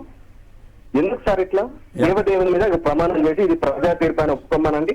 నిజానికి ముమ్మాటికి ఆంధ్రప్రదేశ్ లో గానీ అచ్చా ఈవీఎం దానికి మన ఓట్ల వ్యవహారం మీదకి వెళ్ళారా? ఓకే, అవును సార్, అవును సార్. దాని విషయంలో ఎందుకు అని అంటే అది ఖచ్చితంగా ప్రజా తీర్పు కాదు సార్, అది ఖచ్చితంగా ట్యాంపరింగ్ జరిగింది, అది ప్రజలకు తెలుసు. ఎందుకు అని అంటే ఒక కేసు వేస్తే ఏది బీవీపీఆర్లను ఈవీఎంలకు సమానంగా లెక్క చూపమంటే చూపెట్ట లెక్కని అర్థమైంది కదా జనాలకు. అది అటువంటి సందేహానికి ఆస్కారం లేకుండా చేసుంటే బాగుండేది. అప్పుడు ఎన్నికల కమిషన్ మీద ఎవరు వ్యాఖ్య చేసే అవకాశం ఉండేది కాదు. మరి ఎందుకు అవకాశం ఇచ్చారో తెలియదు. 15 రోజుల్లోనే 10 రోజుల్లోనే వాటిని దగ్ధం చేశారనే వార్త అప్పట్లో వచ్చింది. రైట్, ఇక మరొక అంశంలోకి వెళ్దాం. మన రేవంత్ రెడ్డి గారు అన్న వ్యాఖ్యలు చాలా సరదాగా కూడా ఉన్నాయి. కాలేజీ, స్కూలు, కాలేజీ, ఉద్యోగం. ఏమంటారు రాహుల్? మన రేవంత్ రెడ్డి గారి వ్యాఖ్యల ఆంతర్యం సరదాగానే తీసుకోవాలా, లేదు దాంట్లో ఉన్న రాజకీయం అని ఉందా? అంటే స్పష్టంగా ఆయన వ్యక్తిత్వాన్ని ఆయన బయట పెట్టుకున్నాడు సార్. అంటే ఇప్పుడు సతీష్ అన్న ఒప్పుకోకపోవచ్చు. ఆయన గతంలో కూడా ఒకసారి ఏమన్నాడంటే పీసీసీ ప్రెసిడెంట్ అయినప్పుడు 30 ఏళ్ళ నుంచి అయితే హోంగార్డ్ కార్యకర్త అవుతాడు, హోంగార్డ్గానే ఉంటాడు, డైరెక్ట్ ఐఏఎస్ పాస్ అయ్యి వచ్చి వాడు ఐపీఎస్ అవుతాడు అని మాట్లాడాడు. మనం ఐపీఎస్ అవుతాడు అంటే ఎందుకు మాట్లాడినంటే పీసీసీ ప్రెసిడెంట్ ఎట్లా అవుతాడు, మేము జెండా పట్టుకొని మోసినామని కోమటిరెడ్డి రాజగోపాల్ రెడ్డి, ఆ టైంలో వెంకరెడ్డి గారు కూడా తిరుగుబాటు చేసినారు. మేము కాంగ్రెస్, మా బ్లడ్, మేము మొత్తం కాంగ్రెస్లో పుట్టినాం, కాంగ్రెస్లో వస్తాం, మమ్మల్ని కాకుండా నువ్వు బయట నుంచి వచ్చిన ఎట్లా చేస్తావు అని అవుతారు అనే విమర్శ చర్చ జరుగుతున్నప్పుడు ఆయన డైరెక్ట్ ఈ మాట మాట్లాడినాడు. అంటే ఇప్పుడు ఏమంటున్నంటే ఆయన ఐడియాలజికల్, బీజేపీ ఐడియాలజికల్ అని స్పష్టంగా చెప్తున్నాడు. ఎందుకంటే మోడీ గారి దీవెనలు కావాలి. మధ్యలో ఆయన చెప్పిండు, చంద్రబాబు నాయుడు మా ప్రతినిధి అని ఆయన చెప్పిండు. సో నేను పుట్టిందో కాడ చంద్రబాబు కాలేజీ చంద్రబాబు, అదే సార్ నేను చంద్రబాబు అంటే ఇప్పుడు చంద్రబాబే కదా మోడీ దగ్గర తీసుకునేది. సో రేపు పొద్దున ఎక్కడైనా ఏమైనా ప్రమాదం జరిగినా, ఏమైనా తిరుగుబాటు జరిగినా కాంగ్రెస్లో రాహుల్ గాంధీ టైం ఇవ్వకపోయినా కూడా మోడీ గారు టైం ఇవ్వడానికి రెడీగా ఉన్నారు, మోడీ గారు కాపాడడానికి రెడీగా ఉన్నారు. ఇది సార్ ఇది వాస్తవం సార్. పాలిటిక్స్ సతీష్ అన్నకు ఒప్పుకోకపోవచ్చు, కానీ మోడీ గారి దీవెనలు అయితే ఉన్నాయి కదా. సో మోడీ గారు అంటే ప్రధానమంత్రి సపోర్ట్ చేయడము ఒక డెమోక్రటిక్ సిస్టంలో అదొకటి, కానీ పొలిటికల్గా కూడా ఆయన అంత కాన్ఫిడెన్స్లో ఎందుకు రాహుల్ గాంధీ మరి పదే కలుతాడే మనం చర్చిస్తున్నాం. వార్తలు ఎందుకు వస్తున్నాయి అంటే ఆయన స్పష్టంగా ఇదే మేనేజ్మెంట్ కోట నుంచి వచ్చిండు, అందరినీ మేనేజ్ చేసి పీసీసీ ప్రెసిడెంట్ అయింది కదా. మరి ఎట్లయింది సార్ పీసీసీ ప్రెసిడెంట్? ఒక మాట అన్న, మీ దాంట్లో ఉన్న వాళ్ళు ఉన్నారు కదా అంతకుముందు, నేనేమంటా అది మీ పార్టీ ఇష్టం, కానీ ఆయన వ్యక్తిత్వం ఏదైతుందో, ఆయన మాట్లాడే విధంతో ఆయన ఓపెన్గా చెప్పిండు I'm from RSS, ABP and then after that Congress, college, కూడా కొంచెం దగ్గరగా ఏదో తెలంగాణ ఉద్యమంలో అట్లా వచ్చిన అట్లా పోయిన అంతే. ఎక్కువ కాలం ఉండలేదు. ఎందుకంటే ఆయనకు తెలుసు ఎక్కడ నేను అడ్వాన్స్ కాగలిగితే ఎక్కడ అడ్వాన్స్ కాలేనని ఆయన తెలుసు. ఇప్పుడు వాళ్ళ పార్టీలోనే ఉన్నది కదా సార్. ఇప్పుడు సతీష్ అన్న చెప్పకపోవచ్చు, ఇక్కడ ఒక అధికార ప్రతినిధిగా నేను చెప్పి మాట్లాడాలి మాట్లాడాలి, కానీ కాంగ్రెస్ పార్టీలోనే ఉంది కదా. బయట నుంచి వచ్చినోడు ముఖ్యమంత్రి అంటే మేమేమంత కాంగ్రెస్కి ఒక ఐడియాలజికల్ ఉంటుంది సార్. కాంగ్రెస్ ఇప్పుడు సపోజ్ ఇప్పుడు అడ్లూరి ఆయన మన లక్ష్మణ్ అన్నాడు 5 సార్లు ఓడిపోయింది సార్. అంటే ఆయన 5 సార్లు ఓడిపోయినా ప్రభుత్వం లేకుండా 25 ఏళ్ళు నిలబడ్డాడు కదా. That's a concern. అంటే ఏ పార్టీలోనే ఉండని. అట్లనే మన ఇప్పుడు వాకటి శ్రీహరి గారు ఆయన కూడా కాంగ్రెస్లోనే ఉన్నాడు, ఎటు పోలే. కష్టము సుఖం వస్తుంది సార్, రాదుకుంటుంది. అంటే అట్లా లేడు కదా అనేది జనాల ఆలోచన, ప్రజల ఆలోచన ఉంటుంది, న్యాచురల్ కాదా. అది మనం ఏమైనా అబద్ధం మాట్లాడుతున్నాం. ఇప్పుడు మరి లక్ష్మణ్ ఎందుకు వచ్చింది మంత్రి పదవి? సో సామాజిక వర్గంతో పాటు they concern to Congress ideological, they concern to Congress party. 5 సార్లు ఓడిపోయినాడు ఉండడు, ఎవరైనా ఉండరు. వాస్తవం జంపు కొడితేనే ఉంటారు. రేవంత్ గారికి ఇది లేదనేది అదే ప్రజలు చర్చించుకుంటారు, వాళ్ళ పార్టీలో చర్చించుకుంటారు, అది ఓపెన్ సీక్రెట్. కాబట్టి దాన్ని ఆయన ఏం చెప్పిందంటే స్పష్టంగా డయాస్ దొరికింది కాబట్టి ఆ డయాస్ ముంగట నాకు బీజేపీ నాకే సరదాగా అన్నాడేమో అనిపించింది. సైకలాజికల్ ఏంటంటే సార్, ఏ వ్యక్తి అయినా సరదాగా కూడా తన వ్యక్తిత్వాన్ని, తన క్యారెక్టర్ను బయట పడేస్తుంది, న్యాచురల్ గా పడేస్తుంది. అది ఏదో ప్లాన్ గా ఉండదు దానికి. సో కాబట్టి అందరూ అనుకుంటూ మనం చర్చించుకుంటున్నాం కదా, అది ఆయన చెప్పిండు. దాన్ని ఒక హాస్యంగా లేదా ఇంకొక రకంగా చెప్పిండు. బట్ అది పాలిటిక్స్ వాస్తవం, పొలిటికల్ వాస్తవం, పొలిటికల్ సైన్స్ వాస్తవం, చమత్కారికంగా చెప్పుకొచ్చిండు ఆయన. డయాస్ అందుకున్నది కాబట్టి ఆ డయాస్ తగ్గట్టు మాట్లాడిండు. బట్ పాలిటిక్స్ అయితే వాస్తవమే కదా. ఆయన గతంలో మాట్లాడినా నేను గుర్తు చేస్తున్నా. సో 30 ఏళ్ళ నుంచి పనిచేసినాడు, హోంగార్డ్ ఉంటాడు, ఐఏఎస్ పాస్ అయినాడు, ఐపీఎస్ పాస్ అయినాడు, డైరెక్ట్ ఐపీఎస్ సెల్యూట్ కొట్టాలని చెప్పిండు, సెల్యూట్ కొట్టాలని చెప్పిండు. రైట్. కాబట్టి అది విఠల్ గారు ఏంటి ఇప్పుడు మీకు మంచి మిత్రుడు ఇప్పుడు రేవంత్ రెడ్డి గారు. స్కూలింగ్ బీజేపీ, కాలేజీ చంద్రబాబు వద్ద, ఉద్యోగం రాహుల్ వద్ద. ఇది తమాషాగా ఉంది. ఇటువంటి స్టేట్మెంట్ బహుశా రేవంత్ రెడ్డి గారు ఇచ్చినందుకు, అంత ఫెయిర్గా ఇచ్చినందుకు అభినందించవచ్చేమో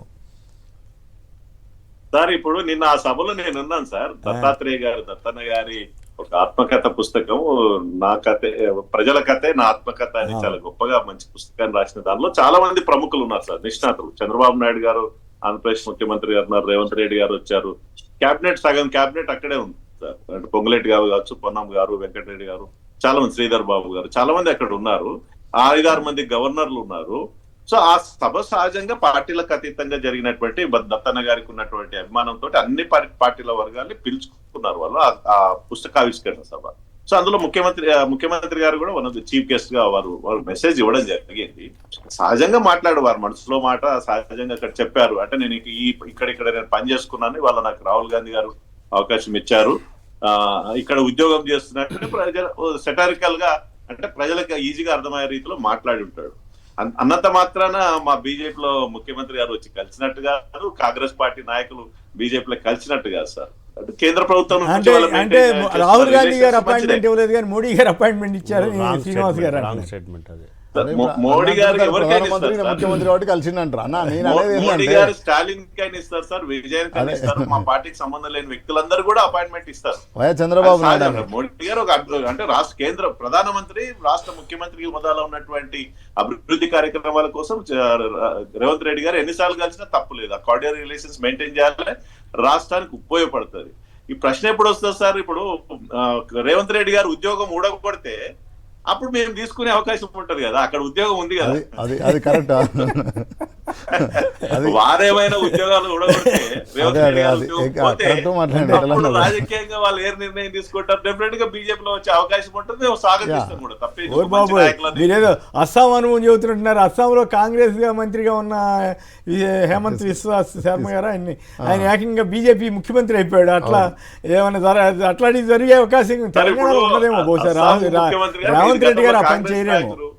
వాళ్ళు వచ్చి ఇప్పుడు బీజేపీలో కీలకమైన నాయకులు ఉన్నారు, బీజేపీ ముఖ్యమంత్రి అస్సాంగా. రేవంత్ రెడ్డి గారికి కాంగ్రెస్ పార్టీ వాళ్ళ 5 ఏళ్ళు పరిపాలించాలి, వాళ్ళ ఉద్యోగాన్ని తీసేవద్దని మేము కోరుకుంటున్నాం. ఒకవేళ వాళ్ళ అంతర్గత విషయాలతో రేవంత్ రెడ్డి గారు ఉద్యోగం రెడీ అంటారు సార్ వాళ్ళు. రేవంత్ రెడ్డి గారు ఉద్యోగం పోద్దని మీరు ఎట్లా అంటారు? ఆయన హ్యాపీగా ఆయన ఇప్పుడు సార్ వాళ్ళ అంతర్గత కాంగ్రెస్ పార్టీ డెమోక్రసీ పార్టీ, ఎక్కువ ప్రజాస్వామ్యం ఉంటది, అంతర్గతంగా ఎన్నో మాట్లాడతారు. చాలా సందర్భంలో వాళ్ళ పార్టీ వాళ్ళే ఎప్పుడు కూలిపోతుందా, ఈ ప్రభుత్వం కూలిపోతుందా, ఎన్ని రోజులు ఉంటా అనేటువంటి అనుమానాలు ఉండే. ఇప్పుడు కొంత స్థిరంగా ఉంది. మేము 5 ఏళ్ళు పరిపాలించాలని కోరుకుంటున్నాము. ఏ కారణం చేత ఏదైనా జరిగితే అప్పుడు రేవంత్ రెడ్డి గారు చూసుకుంటారు కదా సార్. ఓకే, బీజేపీ దారి. శర్మ గారు హైదరాబాద్ నుంచి. శర్మ గారు నమస్కారం, మాట్లాడండి. నమస్తే సార్. నమస్తే, మాట్లాడండి. ఇప్పుడు ఆయన ఆర్ఎస్ఎస్ స్కూల్లో చదువుకున్నారు, అట్లాగే మన కాలేజీలోనేమో చంద్రబాబు గారి దగ్గర చదువుకున్నారు, ఉద్యోగం ఏమో మన రాహుల్ గాంధీ గారి దగ్గర చేస్తున్నారు. ఇంకో విషయం ఏంటంటే ఈయన చదువు అయిపోయిన తర్వాత కోచింగ్ ఇచ్చారు మన కేసీఆర్ గారు, ఆయన మర్చిపోయినారు. కేసీఆర్ గారు షార్ట్ టర్మ్ వచ్చి వెళ్ళిపోయింది అంతా. కోచింగ్ ఎక్కడ ఇచ్చారు పాపం? లాస్ట్ లో ఉన్నది కదా సార్ టీఆర్ఎస్ లో. జెడ్పీటీసీగా పోటీ చేసినప్పుడు టీఆర్ఎస్ నుంచి ఆయన క్యాండిడేట్, 100% టీఆర్ఎస్ క్యాండిడేట్. ఆయన అన్ని పార్టీలు టీఆర్ఎస్, టీడీపీ, కాంగ్రెస్ అలయన్స్ తో ఎమ్మెల్సీగా పోటీ చేసినప్పుడు కూడా ఇండిపెండెంట్ గా, అంటే అన్ని పార్టీల సహకారంతో అన్ని పార్టీలు మనిషి అవుతాడు కానీ టీఆర్ఎస్. దాంతో పాటుగా చాలా సందర్భాలు అయినా టీఆర్ఎస్ ఉన్నప్పుడు టీఆర్ఎస్ పార్టీలో పనిచేసిండు కీలకంగా. అక్కడ మీ దగ్గర తేడా వస్తే మా దగ్గర రావడం చెప్తా శ్రీనివాస్ సార్. అంటే ఇప్పుడు సతీష్ అన్న పచ్చకామర్లైనలకు లోకమంతా పచ్చగా కనిపిస్తుంది. చాలా సంతోషం. ఎందుకనంటే బీఆర్ఎస్ కు గతంలో సామాజిక న్యాయం చేయడానికి కానీ చేతగాలి. చాలా సంతోషం, అది వదిలిపెట్టేస్తాం. దాంతోపాటు విఠలన్న సామాజిక న్యాయం మాట్లాడితే, భారతీయ జనతా పార్టీ సామాజిక న్యాయం గురించి మాట్లాడితే ఈ సమాజం యాక్సెప్ట్ చేస్తుందా లేదా అనేది మనం అందరం కూడా ఆత్మపరిశీలన చేసుకోవాలి. దాంతోపాటు మా ముఖ్యమంత్రి గారు ధైర్యంగా నిన్న ఒక బీసీ నేత గ్రౌండ్ నుంచి దేశంలో ఉన్నటువంటి అత్యున్నత స్థాయికి వెళ్ళినటువంటి బండారు దత్తాత్రేయ గారు ప్రజలైన ఆత్మకథ అనే ఒక పుస్తక ఇనాగరేషన్కి వెళ్ళి అక్కడ 50% కంటే మా క్యాబినెట్ మంత్రులంతా ఇక్కడే ఉన్నారు. ఆయన చాలా స్పష్టంగా చెప్పారు, ఇది పార్టీలకు అతీతంగా నా క్యాబినెట్ అంతా ఈయనే ఉంది, నీ క్యాబినెట్ మీటింగ్ కూడా ఈయన పెట్టుకోవచ్చు అని చెప్పారు. ముఖ్యమంత్రి గారు ఉన్నారు, ఉప ముఖ్యమంత్రి గారు ఉన్నారు, గవర్నర్ గారు ఉన్నారు, చాలా మంది మంత్రులు కూడా ఉన్నారు. ఎందుకు మాట్లాడారంటే, నేను ఈ పార్టీలో పనిచేసిన ఒక క్రమశిక్షణ గల నిబద్ధత కలిగినటువంటి వ్యక్తి బండారు దత్తాత్రేయ. అలాంటి వారి దగ్గర కూడా నేను పనిచేసిన, వారు అందరికీ మార్గదర్శకం అని చెప్పినటువంటి సందర్భంలో వారు ప్రస్తావించినటువంటి ప్రస్తావన దాన్ని చూసి మా విటలన్న మా దగ్గరికి వస్తే మేము భుజాన్ని తీసుకుంటామంటే అంత సీన్ సితారా లేదు. ఎందుకు అంటే కాంగ్రెస్ పార్టీకి ఒక కన్వర్షన్ ఉంది, ఒక పద్ధతి ఉంది. గతంలో ఉండేనేమో బిషంత్ బసవచంద్రన్ తీసుకొని వాళ్ళు అపాయింట్మెంట్ వేయలేడు. దాంతోపాటు మా సీన్ చెప్తున్నాడు కదా, నేనేం చెప్తున్నా రాహుల్ గాంధీ టైం వేయలే అంటున్నాడు. ఐ విట్నెస్ 10 days బ్యాక్ వారు రాహుల్ గాంధీని కలిసిన తర్వాత మహేష్ కుమార్ గౌడ్ గారు ఫ్యామిలీతో పాటు కలిశారు. వీరు కలిసిన తర్వాత కాదు అని వారు చూసినట్టు చెప్తే నేను చేయగలుగుతాను. నేను ఐ విట్నెస్, నేను చూసింది చెప్పి నమ్మకపోతే చూడండి చెప్తే ఎట్లా నమ్ముతాం? కాంగ్రెస్ పార్టీ క్రమశిక్షణ గల పార్టీ. దాంతోపాటు గతం కంటే భిన్నంగా ఇప్పుడు మీరు ఒకసారి ఆలోచన చేసినట్టయితే ఏఐసిసి ఇన్ఛార్జ్ మీనాక్షి నటరాజన్ వచ్చిన తర్వాత ఒక డిసిప్లిన్గా ఉండాలి, ఏది ఎక్కడైనా కానీ సిస్టమేటిక్గా ఉండాలనేది కాంగ్రెస్ పార్టీ యొక్క దేశాన్ని. అంటే ఇతర పార్టీలు విమర్శిస్తుంటాయి కదా, సీఎం మీద మళ్ళీ మీనాక్షి నటరాజన్ గారికి ప్రభుత్వాన్ని నడుపుతున్నారా లేకపోతే ఏమిటనేది కూడా అదే సోషల్ మీడియాలో వస్తున్నటువంటిది. పార్టీని ఆమె అంతర్గతంగా స్ట్రెంథన్ చేయాలి. రేపు రాబోయే సామాజిక సంస్థల్లో కాంగ్రెస్ పార్టీ అభ్యర్థులను గెలిపించాలి. ఇక్కడ పార్టీకి ఇన్ బిట్వీన్ ప్రజలకు ప్రభుత్వానికి సంధానకర్తగా పార్టీ ఉండాలా. పార్టీ ఎక్కడ కూడా నిరుత్సాహానికి గురి కావద్దు. ఆ గ్యాప్ ఏదైతే ఉందని అనుకుంటున్నారో అది ఉండకూడదు అనేది ఆమె యొక్క ఉద్దేశం. అందుకనే సీరియస్గా ఆమె గ్రామ స్థాయి నుంచి జిల్లా స్థాయి వరకు నిర్మాణం కోసం శాయశక్తుల ప్రయత్నం చేస్తూ ఉంది రాహుల్ గాంధీ యొక్క ఆదేశానుసారం. అది ఇది పడని రాజకీయ పార్టీలు ఏం చేస్తాం, ఫర్ ఎగ్జాంపుల్ చెప్తాం, నిర్మాణాత్మకంగా ఇప్పుడు గ్రామ స్థాయి నుంచి అన్ని కమిటీలు వేస్తూ ఉన్నాం జిల్లా స్థాయి వరకు. కనీసం బీఆర్ఎస్ కానీ భారతీయ జనతా పార్టీ కానీ ఏం చేస్తుందో మనకు తెలుసు కదా. అవన్నీ కాకుండా మాట్లాడితే వాస్తవాన్ని దాచిపెట్టే ప్రయత్నం చేస్తే ఏం చేస్తాం? వీళ్ళ నేచర్ ఏంది? ఒక అబద్ధాన్ని 100 సార్లు మాట్లాడితే నిజమవుతుంది, అది సమాజం యాక్సెప్ట్ చేస్తా అనుకుంటున్నారు. అది కాదు కదా. కానీ ఇప్పటికీ మనం ఏం చెప్తున్నామంటే గౌరవ ముఖ్యమంత్రి గారు ధైర్యంగా మాట్లాడినటువంటి మాట. వీళ్ళ పార్టీలో కూడా గతంలో కేసీఆర్ గారు ఎక్కడ ఉండ్రి? టీడీపీలో ఉండ్రి. టీడీపీ నా కాలేజ్ అని చెప్పగలుగుతాడా? టీడీపీ కంటే ముందు కాంగ్రెస్ లో పనిచేసింది కదా, చెప్పగలుగుతాడా ధైర్యంగా? ఆ గట్స్ దాంతో పాటుగా చెప్తా ఉన్నారు. దాంతో పాటుగా స్వేచ్ఛ, ఎస్ మేము మాట్లాడతాం అంతర్గతంగా. కానీ వీళ్ళ పార్టీ మాజీ ఎంపీ గారు, ఎమ్మెల్సీ గారు ఏం మాట్లాడారో అవన్నీ మాట్లాడితే ఇప్పుడు సబ్జెక్ట్ డైవర్ట్ అవుతుంది కదా. అవన్నీ వాస్తవాలు ఒక్కసారి మాట్లాడుకోవాలి. రాజకీయ పార్టీ అన్నప్పుడు ప్రజల సంక్షేమం కోసం, ప్రజల శ్రేయస్సు కోసం, అంటే రాష్ట్ర అభివృద్ధి కోసం, దేశ అభివృద్ధి కోసం పనిచేయాల్సింది పోయి కుటుంబ అభివృద్ధి కోసం, వారి కోసం పనిచేస్తున్నటువంటి పార్టీ చూస్తున్నాం కదా. ఆ విధంగా కాకుండా మా ముఖ్యమంత్రి గారు ధైర్యంగా నేను చేసినటువంటి పనిచేసినటువంటి సంస్థలు ఇవి, అలాంటిది దత్తాత్రేయ గారు ఆదర్శంగా తీసుకోవాలి అని చెప్పినటువంటి సందర్భం కదా. అది మరిచి ఆయన వస్తాడు మా దగ్గరికి, ఈయన పోతాడు అక్కడ అని అంటే ఇంతకంటే పచ్చ పదవి ఉంటుంది శ్రీనివాస్ గారు, ఒక సీనియర్ జర్నలిస్ట్. అంటే అట్లా కాదు, రాజకీయాల్లో ఎప్పుడు ఏమైనా జరగచ్చు. కానీ మీరు అన్నట్టు ఇప్పుడున్న పరిస్థితుల్లో అట్లాంటి పరిస్థితి ఉండదు, లేదు భవిష్యత్తులో కూడా ఉండదు. ఎందుకంటే ఇంకో మాట మాట్లాడండి. ఎందుకనంటే అప్పుడు ఏఐసిసి పిసిసి అధ్యక్షులను సెలెక్ట్ చేసినప్పుడు సమర్థతను బట్టి పిసిసి అధ్యక్షులను సెలెక్ట్ చేయడం జరిగింది అని చెప్పడం జరిగింది కదా. కానీ అది కాదు ఇది కాదు అని చెప్తే దానికి మనం చేయాలి. సో ఎప్పుడైనా కానీ మనం రాజకీయ పార్టీగా ప్రజలకు వీలైతే మంచి సందేశాన్ని ఇవ్వాలి, కానీ కాంట్రవర్షియల్ స్టేట్మెంట్ ఇచ్చి కన్ఫ్యూజ్ చేయదు అనేది మా పర్సనల్ యొక్క అభిప్రాయం. ఇప్పుడు చెప్పండి సమాధానం చెప్తే ఇంకో సబ్జెక్ట్లో ఏమంటున్నా. సో వాళ్ళకు ప్రజలు మంచి మ్యాండేటరీ ఇచ్చిండ్రు. 5 ఏళ్ళు ఉండాలని అందరం అనుకుంటున్నాం, మీరు 5 ఏళ్ళు పరిపాలించాలని అనుకుంటున్నాం, 6 గ్యారంటీలు అమలు చేయాలని అనుకుంటున్నాం. కాకపోతే మీ ముఖ్యమంత్రి ఆ స్థానంలో ఉండి మాట్లాడినప్పుడు ఆయన గతంలో చర్చ జరిగింది కదా, ప్రజలలో చర్చ జరిగింది. చంద్రబాబు నాయుడే పీసీసీ ప్రెసిడెంట్ ఇచ్చిండని, రాహుల్ గాంధీతో అప్పుడు అలయన్స్లో ఉండే, కాంగ్రెస్ పార్టీతో టీడీపీ అలయన్స్లో ఉండే. తర్వాత ఈరోజు ఏమన్నా ప్రమాదం జరిగితే అన్న పొలిటిక్స్ మీకు తెలియందేం కాదు. ఎన్నో రాష్ట్రాలు కూలిపోయినాయి, ఎన్నో రాష్ట్రాలు నిలబడ్డాయి ప్రభుత్వాలు. అట్లాంటి పరిస్థితి ఏర్పడితే బీజేపీలో కూడా ఆయనకు బలమైన నెట్వర్క్ ఉందని ఆయన చెప్పిండు. నాకు 15 రాష్ట్రాల అధ్యక్షులు 15 రాష్ట్రాల అధ్యక్షులు నా కాంటాక్ట్లో ఉన్నారని చెప్పిండ్రు, నాకు మంచి రిలేషన్ ఉందని చెప్పిండు. అంటే అర్థమైంది సార్. ఇప్పుడు నాకు కొమ్మినాని గారు మంచి సంబంధం ఉంది, నాకు మంచి బ్లెస్సింగ్ చేస్తారంటే ఎప్పుడైనా ఏదైనా అవసరం అవుతాం మంచి మాటలు 4 మాటలు చెప్తారు కదా. సార్ ఈ సబ్జెక్ట్ మీద పోతున్నా సార్, గాడికి రాస్తున్నా అంటే ఇట్లా రాయ శ్రీనివాస్కి ఇట్లా రాయ అంటారు కదా. అది ఆయన చెప్తున్నాడు కదా స్పష్టంగా. మనం పాలిటిక్స్ చేయడం కదన్నా, ప్రజలు మీకు మంచిగా ఇచ్చిండ్రు, మీరు కూడా 5 సంవత్సరాలు ఉండాలని మేము దేవుళ్ళను ప్రార్థిస్తున్నాం. ఎందుకంటే మేమేమంటున్నాం 5 ఏళ్ళు ఉండమంటున్నాం. కాంగ్రెస్ చాలా విషయాలలో చాలా స్పష్టంగా ఉన్నారు. మీరు మధ్యప్రదేశ్ సభలో చూసినట్టయితే ఎవరైతే డైలమాలో ఉన్నారో చిన్న సప్లిమెంటరీ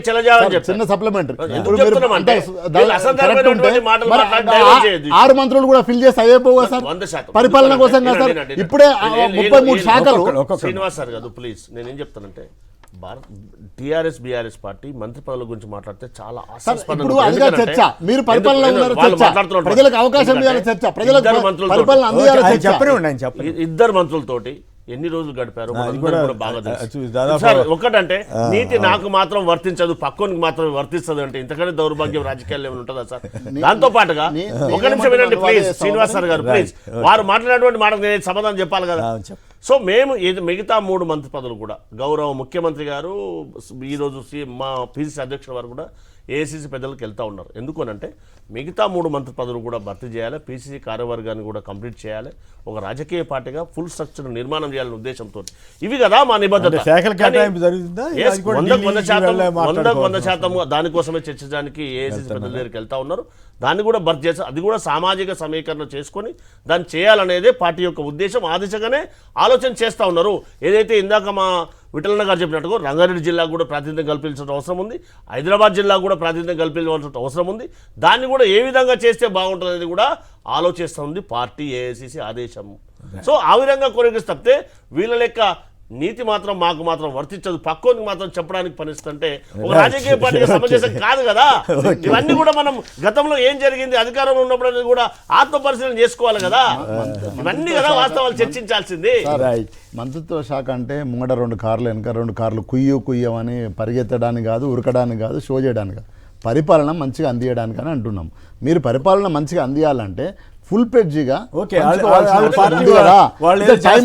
కాదుగా ఆ పాయింట్ అన్నప్పుడు వారు అడిగిన దానికి సమాధానం చెప్పలేని పరిస్థితి మీది. ఇప్పుడు దాదాపు 2 నెలల పాటు క్యాబినెట్ ప్రభుత్వం ఇప్పుడు ప్రభుత్వం అంటే ఇప్పుడు నష్టపోవాలా? కాదు కాదు, కేవలం ఇద్దరితోటి మాత్రమే ఉండి అసలు క్యాబినెట్ ఇప్పుడు 2-3 పోస్టులు ఖాళీగా ఉంటాం అనేది కాదు కాదు. రాజకీయాలు ఏంటంటే వ్యూహాలు ఉంటాయి, గవాలు అన్ని కంప్లీట్ చేసేస్తే మళ్ళీ పరిపాలన ముఖ్యమా మీకు? ప్రజలు ముఖ్యమా? ముఖ్యమా? భలే ఉన్నారు సార్ మీరు. నేను ప్రత్యేకించి ఏ పార్టీని సమర్థించట్లేదు, నిజానికి తగ్గట్టుగా చెప్పాలి. మంచి మెజార్టీ ఇచ్చినాక మీరు పరిపాలించండి. మీకు అంతకంటే పెద్ద మెజార్టీ ఇచ్చారు, 85 సీట్లు. 2సారి కూడా అధికారం ఇచ్చారు మాకు, 2సారి కూడా మాకు అధికారం ఇచ్చారు. అందు గురించి మంచి పరిపాలన అందించారు కాబట్టి నీతి మాకు వర్తించదు, పక్కోనికి మాకు చెప్పడానికే పనికొస్తుంది. నీతి కాదు, అది రాజనీతి. నీతి కాదు, అది రాజనీతి. రాజనీతి వాళ్ళది కాదా? ప్రభుత్వంలో ఉన్నారు. డిఫెన్స్ విషయాల్లో ఎక్కువ స్ట్రెస్ చేస్తే ఇబ్బంది పడుతుంది. రాహుల్ గాంధీ గారి వ్యాఖ్యల ప్రభావం దేశవ్యాప్తంగా ఎలా ఉంటుంది సతీష్ గారు? మనం ఒక్కసారి ఆలోచన చేయాలి. ఏవైతే ఇన్కమ్ ట్యాక్స్ కానీ, ఈడీ కానీ, ఎలక్షన్ కమిషన్ కానీ, ముఖ్యంగా ఎలక్షన్ కమిషన్ ఏదైతే 1951 నుంచి ఎప్పుడైతే ఈ ఎన్నికల విధానం వచ్చిన తర్వాత అటానమస్గా పనిచేయవలసినటువంటి సంస్థలు దురదృష్టం ఏంటంటే భారతీయ జనతా పార్టీ ఎన్డీఏ అధికారంలోకి వచ్చిన తర్వాత సరెండర్ అయి పనిచేస్తున్నటువంటి పరిస్థితి మనకు చాలా స్పష్టంగా కనిపిస్తుంది. ఎందుకంటే 1-2 రాష్ట్రాల్లో ఎన్నికల ఫలితాలప్పుడు కానీ, 1-2 ఫలితాలప్పుడు కానీ ప్రత్యేకంగా అవి చాలా స్పష్టంగా తారుమారు చేసినటువంటి ఫలితాలను ఒక్కసారి మనం నెమరేసుకోవాల్సిన పరిస్థితి. దాంతోపాటుగా ఏదైతే ప్రొసీజరికల్ ఏదైతే పద్ధతి ప్రకారం రావాల్సినటువంటి, ఫర్ ఎగ్జాంపుల్ నెక్స్ట్ ఈ ఇయర్లో బీహార్లో ఎన్నికలు జరుగుతూ ఉన్నాయి. ఎల్ఓపి లీడర్గా ఒక ప్రతిపక్ష నాయకునిగా రాబోయే ఎన్నికల్లో 4 రాష్ట్రాల్లో ఎన్నికలు జరగబోతున్నాయి. ఈ ఎన్నికలు జరిగే ముందు ఖచ్చితంగా ఓటర్ లిస్టును బహిర్గతం చేయండి. ఓటర్ లిస్టు బహిర్గతం చేయకపోతే ఎవరు ఓటరు ఎవరు కాదు అనేది ఎడిషన్ ఏంటి డిలిషన్ ఏంటి అనేది మహారాష్ట్రలో ఆ స్థాయిలో ఓట్లు పెరిగి లోకల్ స్థానికంగా పోటీ చేస్తున్నటువంటి అభ్యర్థులుగా తెలవాల్సిన అవసరం ఉంది కదా. దురదృష్టం ఏంటంటే ఇవి ఎక్కడ కూడా ఆ పబ్లిక్ ఎవరైతే రాజకీయ పార్టీలకు తెలవాల్సినటువంటి సందర్భం తెలియకుండా ఉన్నటువంటి భారతీయ జనతా పార్టీలో ఐటీ సెల్కి వెళ్ళడం అనేది చాలా దురదృష్టకరం. ఎందుకంటే సోషల్ మీడియాలో చూస్తున్నటువంటి ఐటీ సెల్కి వెళ్తే అది వారికి అడ్వాన్స్గా ఇన్ఫర్మేషన్ వెళ్ళడం ద్వారా ఎవరు ఓటరు ఏందనేది పోల్ మేనేజ్మెంట్ చేయడంలో ఓటర్ మ్యాపింగ్ చేసి ఈ మహారాష్ట్రలో ఏ విధంగా అయితే జరిగిందో అది జరిగితే ఈ ప్రజాస్వామ్యానికి నష్టం జరిగే ప్రమాదం ఉంది. కాబట్టి ఇది మంచి పద్ధతి కాదు. ఏదైతే అటానమస్గా పనిచేయవలసినటువంటి ఎన్నికల కమిషన్ ఎన్నికల్లో ఎవరైతే ఓటర్ లిస్టును బహిర్గతం చేయవలసినటువంటి పరిస్థితి దానికి భిన్నంగా బహిర్గతం చేయకపోవడం అనేది మంచిది కాదు. రైట్. అందుకే ఖచ్చితంగా ఎన్నికల కమిషన్ అనేది ఓటర్ లిస్టును అడ్వాన్స్ గా బహిర్గతం చేయాలి. ఓకే. ఇది చేయకపోతే మంచి పద్ధతి కాదు అని చెప్పి కూడా స్పష్టం చేయడం జరిగింది. దురదృష్టం అంటే ఏంటంటే ఓట్ల పెరిగిన తీరు మీద కూడా వాళ్ళు అవసరం అవమానం ఉంది. సో దాంతో పాటు ఎన్నికల కమిషన్ సమాధానం చేయాల్సింది గౌరవ భారతీయ జనతా పార్టీ వాళ్ళు సమాధానం చేయడం అంటే ఏ విధంగా ఇండికేషన్ పోతా ఉంది, అది మంచి పద్ధతి కాదు కదా. అవును. ఎవరైతే అటానమస్ బాడీలో బాధ్యులు ఉన్నారో వారు సమాధానం చెప్పకుండా మంత్రులు సమాధానం చెప్పడం అనేది మంచి పద్ధతి కాదు. ఎందుకంటే ఓ రాజకీయ పార్టీగా ఏదైనా ప్రశ్న ఉత్పన్నం చేసినప్పుడు లేదు సార్. అంటే వాళ్ళు ఎలక్షన్ కమిషన్ చెప్పింది కదా మీరు కోర్టుకి వెళ్ళండి అని చెప్పి. Commission sir. కోర్టుకు నేనేం కోర్టుకు వెళ్ళడం అనేది కాదు కదా. Commission sir. ఎందుకంటే ఓకే, మీరే మాట్లాడుతున్నారు ఓటర్ విఠల్ లిస్టును బహిర్గతం చేయవలసినటువంటి బాధ్యత కోర్టుకు కాదు కదా. రైట్. ఎలక్షన్ కమిషన్ బాధ్యత కదా. ఓకే. ఓటర్ లిస్టును బహిర్గతం అంటే చేయాల్సిన మీకు బాధ్యత డౌట్ ఉంటే వెళ్ళమన్నారు. Yes. అందుకే ఏం చెప్పారు, ఎల్ఓపి లీడర్ గా ఒక ప్రతిపక్ష నాయకునిగా ఎక్కడైతే ఎలక్షన్ జరుగుతూ ఉన్నాయో, ఎన్ని ఓట్లు పెరిగాయో, ఏ ఉన్నాయో ఓకే. ఏవి లేవో చాలా స్పష్టంగా మీరు ప్రింట్ చేయండి, పబ్లిక్ డొమైన్ లో పెట్టండి అని చెప్పి కదా వారు డిమాండ్ చేసింది. ఓకే. అప్పుడే కదా అనుమానం ఉందో రైట్. తెలిసేది. ఒకసారి మరి సో అది కదా BJP clarify వాళ్ళు చేయాల్సింది. నేను మాట్లాడినాక బీజేపీ మీరు కూడా మాట్లాడండి. ఒక్క నిమిషం. రాంబాబు గారు ఏలూరు నుంచి సంక్షిప్తంగా మాట్లాడండి. నమస్కారం. నమస్తే అండి. నమస్తే, మాట్లాడండి. అయితే మన రాహుల్ గాంధీ గారు అన్నట్టు సార్ ఆ, ఈవీఎం ట్యాంపరింగ్ అన్నట్టు అది మహారాష్ట్ర కరెక్టేనండి. అది కరెక్టేనా నమ్ముతున్నారు మీరు? ఓకే. మహారాష్ట్ర కరెక్టే, మా ఆంధ్ర Judgment కూడా కరెక్టే. ఇచ్చేస్తున్నారు. మీ ఆంధ్ర ఉండే కదండి, ఆంధ్రాలో కూడా జరిగిందంటారు. ఆంధ్రలో కూడా ఈవీఎం ట్యాంపరింగ్ కంపల్సరీగా జరిగింది. అంటే ఆంధ్రాలో ఎక్కువ అనుమానం వచ్చేలాగా పరిస్థితి ఏర్పడింది. ఎందుకంటే ఆ వీవీప్యాట్ స్లిప్పులు అర్జెంటుగా తగలబెట్టేయడంతో దగ్ధం చేయడంతో అది డౌట్ఫుల్గా ఉంది. అట్లాగే బాలినేని శ్రీనివాసరెడ్డి అనుభవం ఇవన్నీ చూసిన తర్వాత ఏదైనా జరిగిందేమో. మా బోటి వాళ్ళం అయితే మొదట ఈవీఎంల మీద ఏదైనా అంటే ఒప్పుకునేవాళ్ళం కాదు, కానీ అవి చూసిన తర్వాత ఏదో జరుగుతుందా అనే అనుమానం అయితే ఏర్పడింది మిత్రమా. రైట్. శ్రీనివాస్ గారు, విఠల్ గారు మీరు కూడా మాట్లాడిన తర్వాత మాట్లాడతారా? మీరే మాట్లాడతారా? సార్, నేనేందంటే ఒక చెప్పండి. బాధ్యతాయుతమైనటువంటి పదవిలో ఉన్న వాళ్ళు, లీడర్ ఆఫ్ అపోజిషన్ లీడర్ ఒక జాతీయ పార్టీకి పదవిలో ఉన్న రాష్ట్ర దేశానికి ఆ పార్టీకి అధ్యక్షుడు బహుశా ఖర్గే గారు ఉన్నట్టున్నారు. ఇట్లాంటి చీప్ స్టేట్మెంట్స్ ఎట్లా ఇస్తారు సార్? ఏమైనా సాక్ష్యాలు ఉన్నాయా? ఎలక్షన్ కమిషన్ అడుగుతా ఉంది వల్ల పేపర్ స్టేట్మెంట్ ఇచ్చారు రాహుల్ గాంధీ గారు. ఎలక్షన్ కమిషన్ కి కాంగ్రెస్ పార్టీ రైటింగ్ లో కాంప్లైంట్ చేయలేదు. ఏ సంస్థ అయినా లేదా కోర్టులో అయినా రైటింగ్ లో కాంప్లైంట్ చేస్తే రిప్రజెంట్ చేస్తే దానికి సమాధానం చెప్తారు. మీడియా కోసం మాట్లాడి బయట మాట్లాడి వేగ్గా మీరు ఎలక్షన్ కమిషన్ సమాధానం అంటే అప్పటికైనా ఎలక్షన్ కమిషన్ స్పందించింది. మీ దగ్గర సాక్ష్యాధారాలు ఏమైనా ఉంటే మాకు ఇవ్వండి, మేము ఎంక్వైరీ చేస్తాము, లేదంటే మీకు న్యాయం జరగకపోతే కోర్టుకు కోండి అని సుప్రీంకోర్టు అనేక సందర్భంలో జడ్జ్మెంట్ ఇచ్చింది ఈ ఎలక్ట్రానిక్ మిషన్స్ ఈవీఎం మీద. మరి అట్లాంటి ఒక నిజంగా ఈవీఎం లో ట్యాంపరింగ్ జరిగితే మరి కర్ణాటకలో బీజేపీ ఎందుకు ఓడిపోతుంది సార్? కర్ణాటకలో ప్రభుత్వం ఉన్నటువంటి పార్టీ కాంగ్రెస్ పార్టీ ఎట్లా గెలుస్తుంది? అక్కడ ఈవీఎంలే మేనేజ్ చేసుకోవాలి. తమిళనాడులో మేము ఎందుకు గెలవలేకపోయినాం, కర్ణాటకలో ఎందుకు కేరళలో అంటే అట్లా కాదు, అన్ని చోట్ల చేస్తారని కాదు కదా. అన్ని చోట్ల చేస్తారని కాదు, అన్ని చోట్ల చేస్తారు కాదు. విఠల్ గారు అన్ని చోట్ల చేస్తారని కాదు. ఉదాహరణకి ఏపీ తీసుకోండి, వీవీప్యాట్ స్లిప్లు కాదు. ఇప్పుడు కొంతమంది తొందరపాటు చర్య లేకపోతే ఇంకోటి ఒకటి లెటర్ ఈవీఎం ప్యాక్స్ లో స్లిప్ కూడా వస్తుంది సార్. అవును, అవన్నీ దగ్ధం కాదు. ఇప్పుడు అభ్యర్థులు పలానా బూతుల్లో లెక్కేయండి అన్నప్పుడు లెక్కేస్తుంటే అయిపోయేది కదా. లెక్కేయకుండా లెక్కేయకపోవడం ఆఫీసర్లు తప్ప ఎన్నికల కమిషన్ తప్ప అనేది ఆలోచించాలి. కోర్టు డైరెక్షన్ ద్వారా స్లిప్పులను మళ్ళీ కూడా రీకౌంటింగ్ చేస్తారు. స్లిప్ చేయలేదు, అదే కదా సమస్య. చేయలేదు, వెంటనే దగ్ధం చేస్తారు. అది పాయింట్. ఓడిపోయిన దగ్ధం చేస్తే డెఫినెట్ గా election commission of India complaint చేయాలి. ఆ బాధ్యులనే మీరు సరే ఇప్పుడు నీకు అన్యాయం అనుమానాలకు తావిచ్చేలాగా చేస్తున్నారు అనేది పాయింట్. అనుమానాలకి ఓడిపోయిన వాడికి ఎవరు అన్యాయం చెప్తారు సార్? కోర్టు చెప్తాయా లేకపోతే వ్యవస్థ దేశంలో ఏముంటుంది నెక్స్ట్ ఆల్టర్నేటివ్? రైట్. సో ఓడిపోయినంత మాత్రం ఎలక్షన్ కమిషన్ మీద అది బురద. ఒక రాజ్యాంగబద్ధ సంస్థ ఎలక్షన్ కమిషన్ ప్రతిపక్ష నాయకుడు సుప్రీంకోర్టు చీఫ్ జస్టిస్ ఎందుకు తప్పించారని కూడా ఆయన అడుగుతున్నారు కదా. సో ఆ ఎలక్షన్ కమిషన్ నియామకాల్లో సుప్రీంకోర్టు జడ్జి చీఫ్ జస్టిస్ ఎందుకు తొలగించారని ఇది ప్యానల్ దగ్గర నుంచి కూడా మొదలైందని ఆయన అన్నారు. చీఫ్ ఎలక్షన్ కమిషన్ సెలక్షన్ చేసేటప్పుడు లీడర్ ఆఫ్ అపోజిషన్ కూడా కమిటీలో లీడర్ ఆఫ్ అపోజిషన్ ఉన్నాడు, మూడో వ్యక్తి ఎవరనేది. రాజ్యాంగం ఓకే, ఒక్క నిమిషం శ్రీనివాస్ గారు కూడా మాట్లాడిన తర్వాత మళ్ళీ రాజ్యాంగం ప్రకారం విఠల్ గారు ఒక్క నిమిషం. విఠల్ గారు, ఏ రకమైన మెసేజ్ ఇస్తాం సమాజానికి? అవును, అదే కరెక్ట్. ఏ రకమైన మెసేజ్ ఇచ్చేది అన్నప్పుడు ఎలక్షన్ కమిషన్ మరింత బాధ్యతగా ఉండాలి, ఎన్నికల అధికారులు ఇంకా బాధ్యతగా ఉండాలి. Exactly, వాళ్ళకి sir. అనుమానాలకి Election అనుమానం commission రావటం తప్పు కదా, చేస్తే అనుమానాలకు ఆస్కారం లేకుండా కూడా ఎలక్షన్ ఉండాలి. Commission Right. తప్పు చేస్తే సుప్రీం కోర్టులు ఉన్నాయి, కేసు వేసి ఇవన్నీ ఎప్పటికే వెళ్ళండి. కానీ స్వాతంత్రం రాకముందు ఇక్కడ రాజ్యాలు ఉండేది, 500 పైన రాజ్యాలు. అవన్నీ స్వాతంత్రం వచ్చిన తర్వాత మెర్జే కాన్స్టిట్యూషన్ రాసుకున్నాం. కాన్స్టిట్యూషన్ నుంచి వచ్చిన పుట్టింది ఎలక్షన్ కమిషన్. మన ఆత్మ 120 కోట్ల ఈరోజు ఏదో భారతదేశ జనాభా ఉందో ఆ జనాభా యొక్క రిజల్ట్ అదే అల్టిమేట్గా. సో నేనేమంటున్నా, దాన్ని కూడా మనం ప్రజలు అనుమానించే పరిస్థితులు ఎందుకు వచ్చింది అంటే, ఇక్కడ ఏమవుతుంది సార్, కేంద్ర ప్రభుత్వంలో అది కాంగ్రెస్ ఉన్నా, మీరు కొంచెం ఓపికతో వినాలి, కేంద్ర ప్రభుత్వంలో బీజేపీ ఉన్నా ఆర్ కాంగ్రెస్ ఉన్నా ఇన్ఫ్లుయెన్స్ చేయబడుతున్నాయి. అది సిబిఐ కావచ్చు, ఈడీ కావచ్చు, అదే కదా సార్ మన అందరు ఆరోపణ, ఆందోళన, భయం కూడా.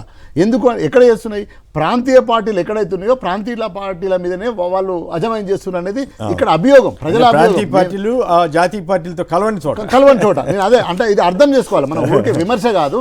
సో కాంగ్రెస్ పార్టీ చేసినప్పుడు కాంగ్రెస్ పార్టీ సిబిఐని ఎట్లా వాడుకుందో మనం చూసినాం. అదేవిధంగా ఇప్పుడు బీజేపీ వాటే ఇది ప్రమాదకరమైన లైను.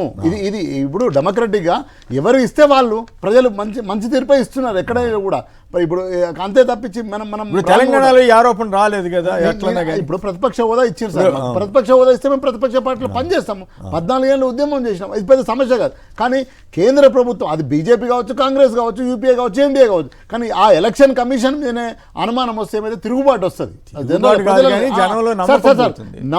నమ్మకం తర్వాత ఏమైతే సార్, మీరు వస్తానని రాకుండా నమ్మకం పోతే ఏమైతే సార్, నెక్స్ట్ తిరుగుబాటు వస్తుంది. అంటే ఎలక్షన్ కమిషన్ ఈజే మొత్తం 100 కోట్ల పైన ఉన్న భారతదేశ ఆత్మ, రిజల్ట్, జస్టిస్.